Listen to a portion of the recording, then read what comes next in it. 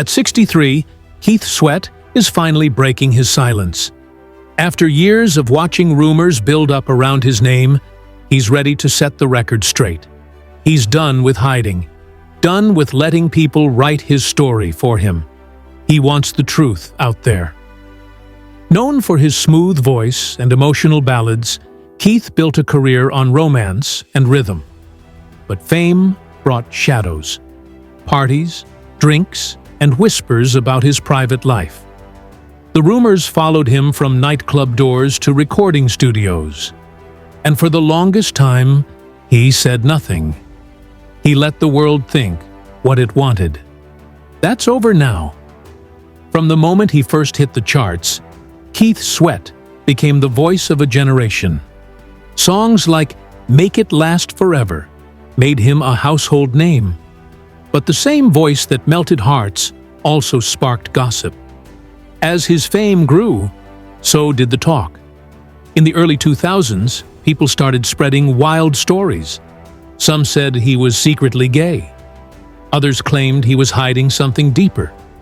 These rumors had no proof, but they spread fast. He didn't respond. Not to the press, not to the fans. He stayed quiet and focused on his music. But even silence can speak loud. Some saw his privacy as proof of guilt. That only fed the gossip more.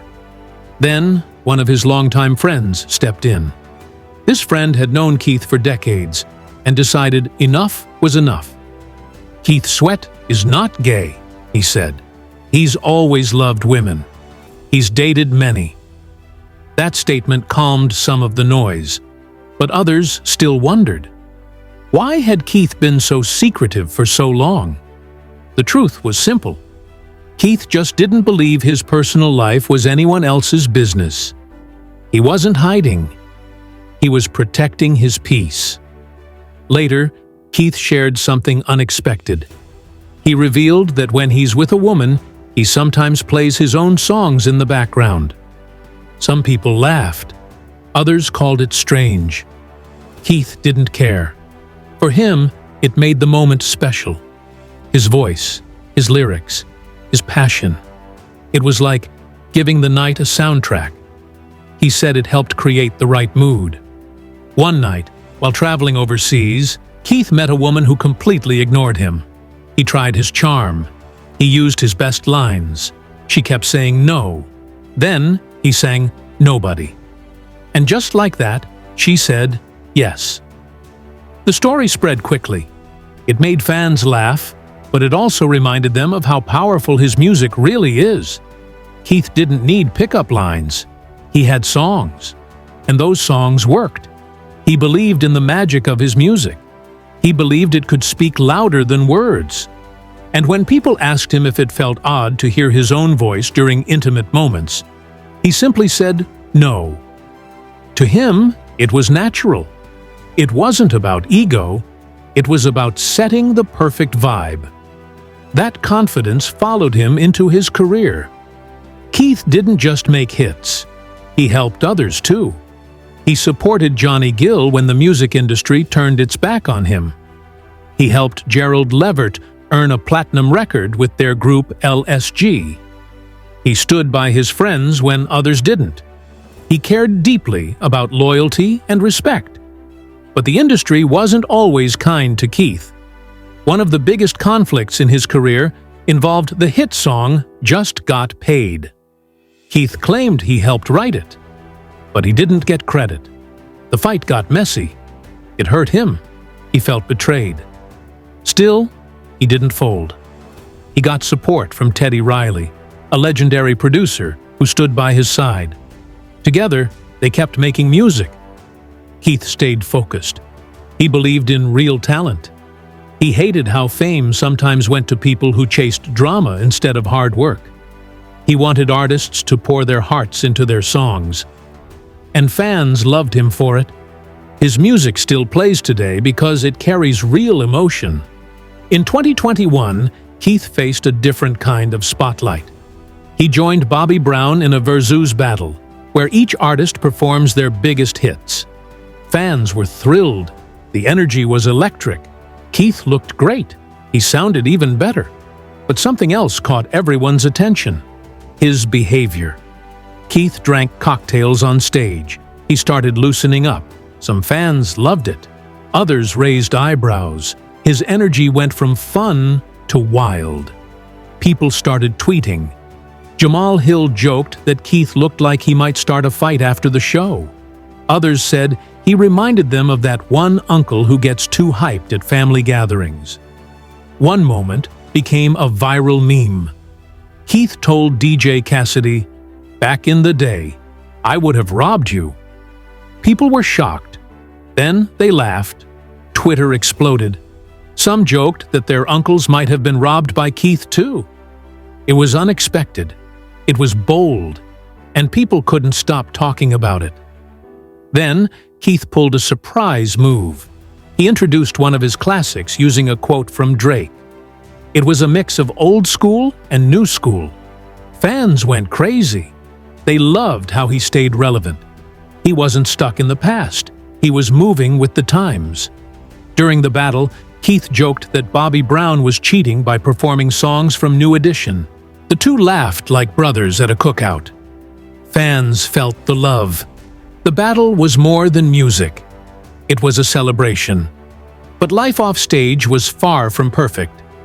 At the same time as Verzuz, Keith was battling his ex-wife, Lisa Wu, over their children. They married in 1992 and had 2 sons. In 2002, they separated. What followed was a nasty custody fight. In 2003, a judge gave Keith full custody. He was given full decision-making power. The judge said Keith provided stability. Lisa, on the other hand, was busy with business and didn't spend enough on the children. The fights didn't stop there. In 2008, Lisa joined a reality show and wanted their sons to appear. Keith said no. He refused to let them be on TV. He believed reality shows were not healthy for children. He didn't want his sons to be exposed like that. Lisa was angry, but Keith had the final say. In 2009, Lisa tried again. She had remarried a former NFL player and claimed her life was now stable. But the court didn't agree. Keith kept custody. Keith stayed private. He kept his kids out of the spotlight. He didn't want their childhood turned into entertainment. He believed kids deserved normal lives. There were more rumors. In 2009, people said Keith was dating Patti LaBelle. Then they said he was dating Lisa Lopes from TLC. Keith denied both stories. He said he was single. And when he was in a relationship in 2016, he didn't name names. He just said she wasn't in the music business. He stayed quiet about love. Always. Lisa faced her own troubles. In 2007, she filed for bankruptcy. But fans were confused. Online, she looked rich. She talked about owning businesses. She lived in a big house and drove fancy cars. People questioned whether she was really broke. At the same time, Keith made a major investment. He helped fund a movie called Black Ball. He poured in $180,000. But when the movie came out, Keith didn't get paid. His name wasn't even in the credits. Lisa was tied to the project. Keith didn't sue her, but he sued the company that released the film. He wanted justice. He wanted respect. The story of Keith and Lisa became more than a breakup. It was a battle. In court, on TV, in private. They started out in love, but it ended in a long, painful war. In 2012, Keith's money problems got worse. He defaulted on a loan for a house in Detroit. The home went into foreclosure. It was sold for less than he owed. The bank sued. He still owed $253,000. They tried to claim another property in Georgia. The legal pressure mounted. His name was dragged through courtrooms and headlines. People often think stars are safe from financial problems, but Keith's story proved otherwise. In 2018, he faced another challenge. A young singer named Jaquiz claimed he was the new king of R&B. The comment lit a fire. Keith responded with confidence. "I'm still getting the bag," he said. He didn't back down. Jackie's pushed harder. He said younger fans called him the king now. Keith stayed calm but firm. "There's no torch to pass," he said. Later, Jackie's apologized. He said he respected Keith. He even thanked him for inspiring his music. The two made peace. They even talked about working together. Keith handled it all with grace. Through everything, Keith Sweat never lost sight of what mattered most: his music, his children, and his legacy. He avoided the spotlight unless it was on stage. He made mistakes. He faced hard times. But he kept going. At 63, he still stands tall. He's not perfect, but he's real. And after all the rumors, heartbreak, and fights, he's finally telling his side. Keith Sweat didn't just survive the storm. He sang through it.